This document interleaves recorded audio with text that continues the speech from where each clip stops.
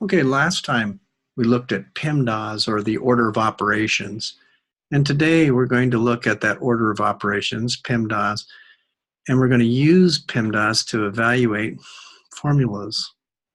Okay, let's start with a real easy formula, like say we wanted the average of three numbers, and number A, number B, number C, A plus B plus C divided by 3. Okay, and suppose we had those three values, 13, 17, and 8. And so that's A, that's B, that's C. Well, now, if we substitute that in, those values in, is how you always evaluate formulas, then we get 13 plus 17 plus 8, and all divided by 3. And we'd probably work pretty carefully and pretty diligently to get 38 divided by 3, which is then 12 2/3. Now, however, if we used our calculator, we might run the risk of making this mistake. So we put in 17 plus, or 13 plus 17 plus 8 divided by 3. Now notice, we don't have our parentheses in here. So according to PEMDAS, the first thing we should be doing is division. So then this becomes 13 plus 17 plus 2 2/3, which gives us a result of 32 2/3.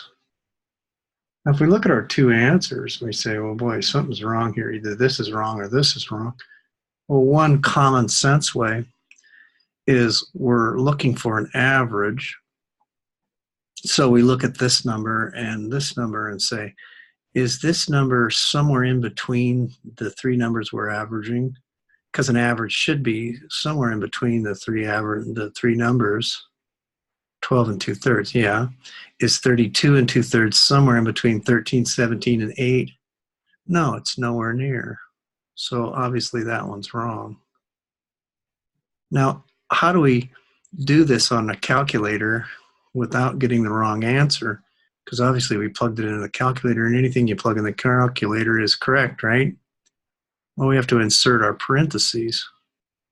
And now your calculator will get 12 2/3, just like we got when we just did that mentally. Let's look at a couple other formulas that are common, at least in the sciences, where we're changing our Fahrenheit degrees into Celsius degrees, and here we're changing Celsius degrees or centigrade into Fahrenheit. Let's take this one right here, and suppose F equaled a nice balmy 80 degrees. What's that Celsius temperature? So of course the first step is to plug in the 80. So we have 80 minus 32, and then 5/9 of that. Okay, the order of operations says we do the parentheses first. So 80 minus 30 is 50, 2 more is 48. 48 times 5/9. That should be a 9. Okay, now here's the point that I'm trying to make. Notice that multiplication and division are on the same level. How do you put this into your calculator? Well, a couple ways, or maybe 3 ways. We could just go 48 times and then put a parentheses, 5 divided by 9. Now that will do it. Or you could just follow these steps and do them one step at a time. 48 times 5, and then divide by 9. In fact, you can almost do this in your head. 48 times 50 is 250. There's 2 5, so that'd be 240 divided by 9.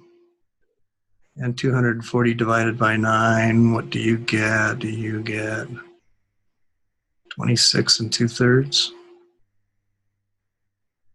Now, let's do it this way. Since multiplication and division are on the same level, why not divide first? So we have 48 divided by 9, and then that times 5. Now notice again how I'm going left to right. Since I'm on the same level of importance or the same level of order of operations, then I just go left to right.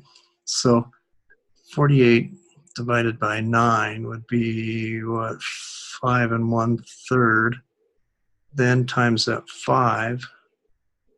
So 5 1/3 is 16 thirds times 5 would be 80 divided by 3 would also be 26 and 2/3.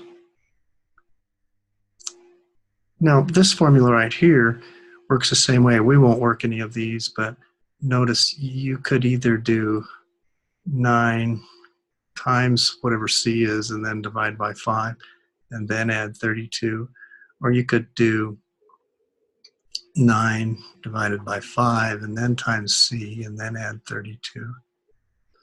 So I'm trying to show you how you can use the order of operations to know if you're working it the right way, but also the order of operations then helps you.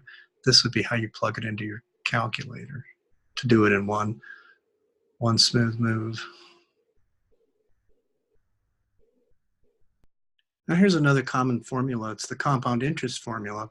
A equals P times the quantity 1 plus R to the T power, where P is your investment or your principal, A is your resulting worth, rate is the rate stated, the interest rate stated in percent, but you want to write it in decimal, and then T is your time in years. So suppose we had this problem. Okay, so how much would $20,000 invested for 11 years, compounded annually? Okay, that's 10. Invested for 10 years, compounded annually at 4% for 11 years, or for 10 years. I'm a little mixed up. Go ahead and use this formula. Put in these 3 values as you see to put them in, and get started on what you think A is, or just put them in and then we'll take a look and see if you're putting them in correctly. Okay, you're putting them in, you should have A equals 20,000 times the quantity 1 plus 0.04 to the 10th. Okay, now when we evaluate this formula using our PEMDAS, once again, we notice that parentheses happen first. Well, okay, that's pretty obvious and easy to do. So we've got 20,000 times 1.04 to the 10th. Now, 1.04 to the 10th, we're either going to take 1.04 times 1.04 times 1.04 and so forth, all the way down to the 1.04, and we'll have done this with 10 factors of 1.04. Or an easier way would be to use our calculators. And now your calculators, they'll be different. Some of your calculators are going to have a x to the y key. And when you do that, you're going to take your 1.04, then hit the x to the y key, and then hit the 10. Some of you have a caret key, and in those cases, you'll take your 1.04 caret 10. Go ahead and try that, and you should get, so we'll just continue our formula, 20,000 times, then you're going to have 1.4802448285, and you really don't need to write that down as long as you've got this in the window.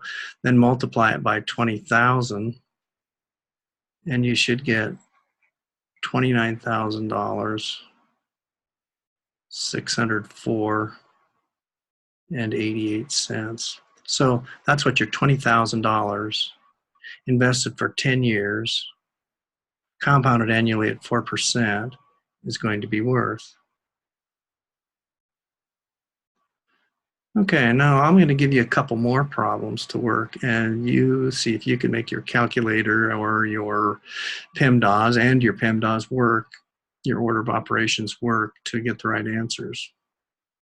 Here's two formulas, or two problems to find out: 10,000 at 3% for 10 years and 11,000 at 2% for 11 years. What's the result, or maybe which is the largest result? So stop the tape, work these problems, and then we'll come back and check them.